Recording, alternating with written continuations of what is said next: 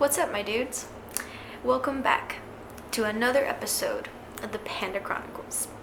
In today's adventure, we're going to be talking about Richard Ramirez, also known as the Night Stalker.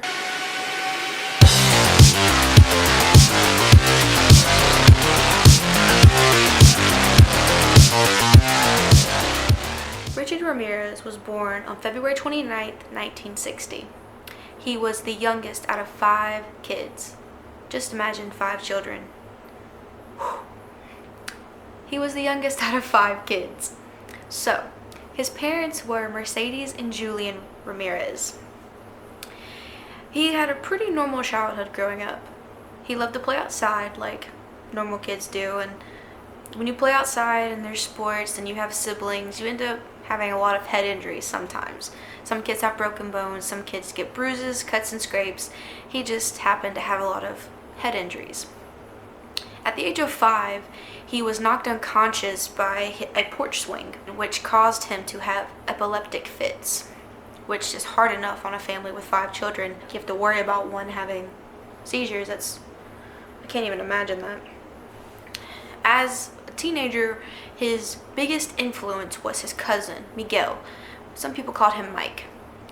Miguel had just served in Vietnam, and he introduced marijuana to Richard Ramirez.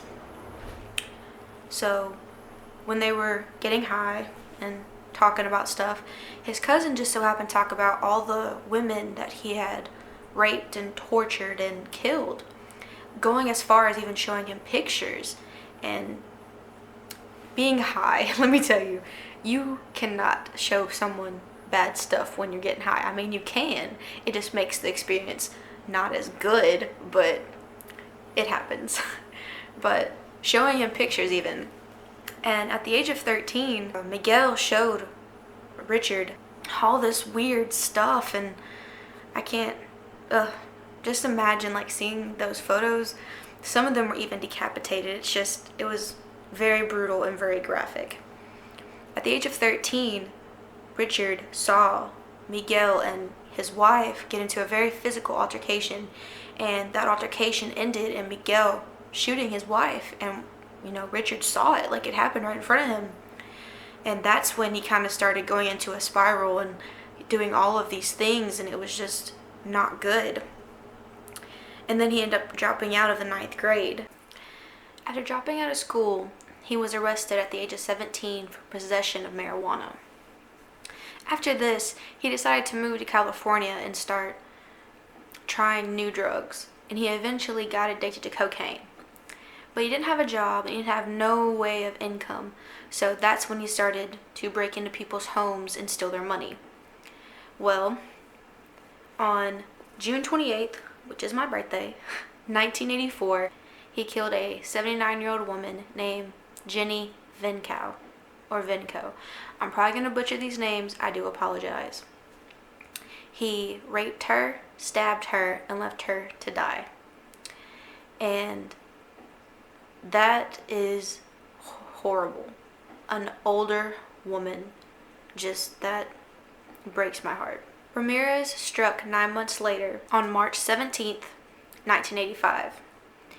He attacked Maria Hernandez, who managed to escape and run for help. But in the meantime, he killed her roommate, Dale Okazaki. Probably still butchering that. I do apologize. He was not satisfied that he only got to kill one person and the other person escaped, I'm guessing.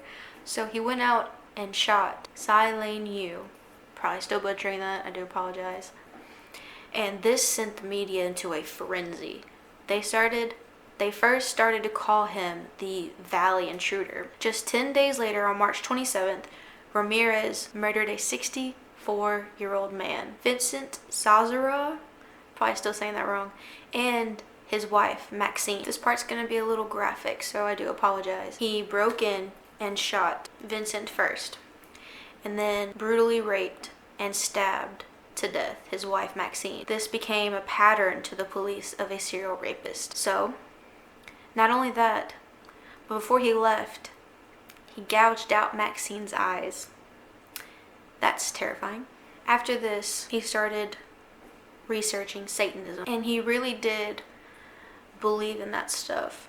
He did worship the devil. That's what he wanted to do, and that's what he did. Over the next few months, his murders and rapes escalated to over a dozen. He also did satanic rituals after killing them and breaking into their homes. Like, he literally would do satanic rituals in their house. It got to the point where the Los Angeles police contacted the FBI for help and trying to catch Richard Ramirez. With all of the pressure from the police and the press, it scared Richard, and he eventually left LA because he was getting really anxious about getting caught, so he fled. He fled to San Francisco, where he took 2 more victims, Peter and Barbara Pan, on August 17, 1985.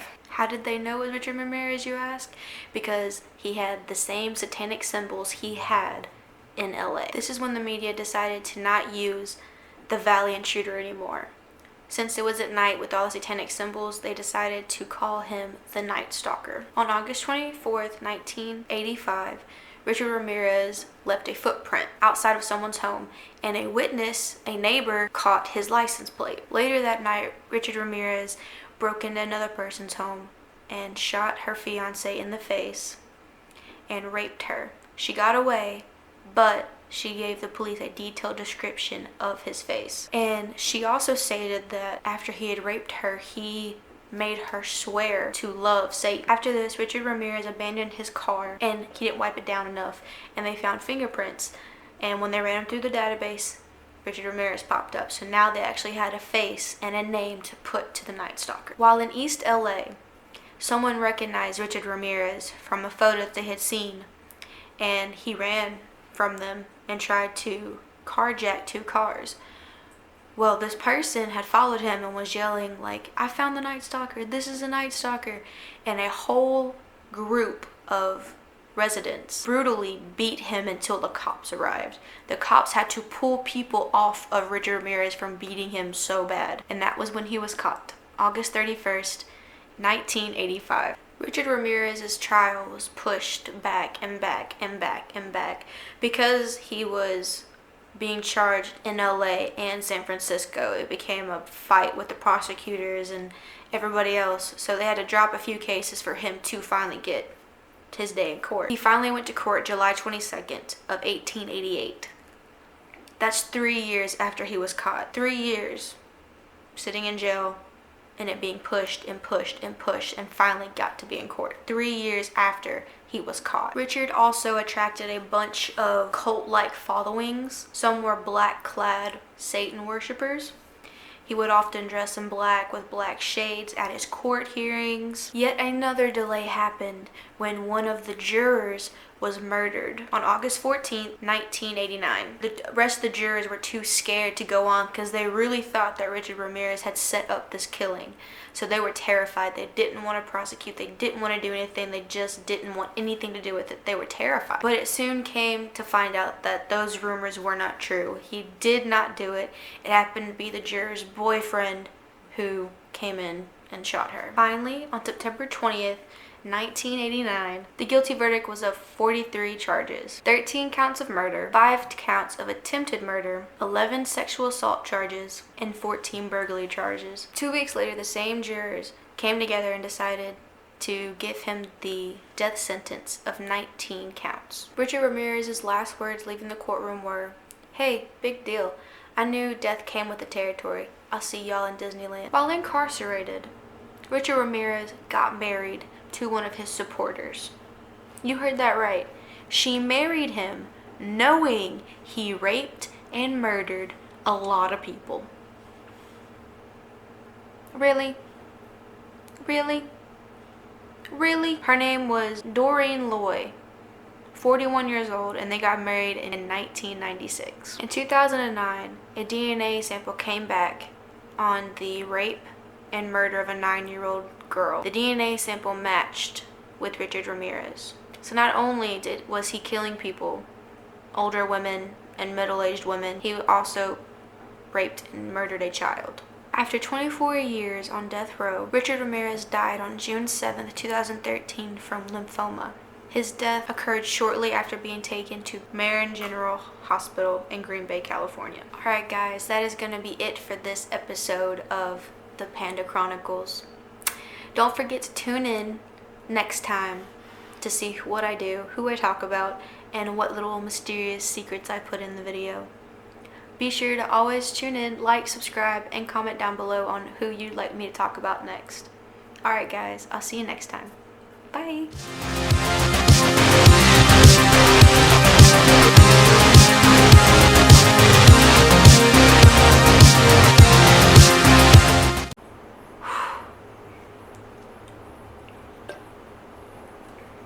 I needed one of these or I was gonna die. Red Bull, not sponsored.